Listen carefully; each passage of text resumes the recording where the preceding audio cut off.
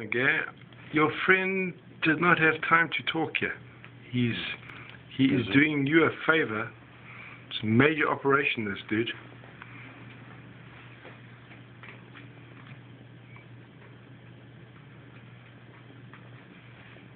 See, I told you, Germans to perfection. To perfection. If you had gone to the emergency room, you'd be in trouble.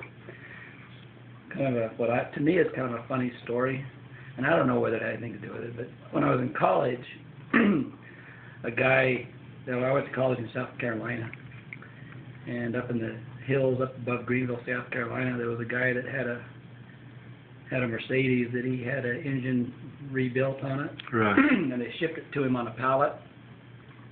He didn't have anybody working on it, so a friend told him about me, and he hired me sight unseen because my name was Eichelberger. Really, eh? I'd worked on a lot of cars. I'd never worked on a Mercedes before, because the people I knew didn't have Mercedes. Is it mechanical work or body work or what kind of work? It's mechanical. I was raised on a farm, so... You were where?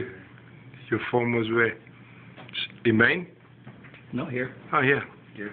Oh, so you're in Where Idaho. was your farm here? Outside of Kennett.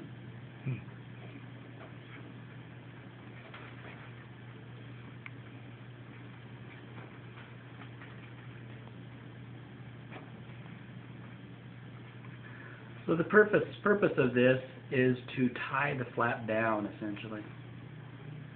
Just put stitches around the perimeter and hold it in place and keep the edges fairly aligned. After I do this, we kind of dress it up, put a dressing on it. Normally, I have people change a laceration dressing the next day. On these, I prefer that you wait 3 days. Okay, on Wednesday afternoon, I'm flying to Costa Rica for a week. Is that going to be a problem? What are you going to do there? Well, I'm going to do less fishing and golf than I intended, I can tell you that. But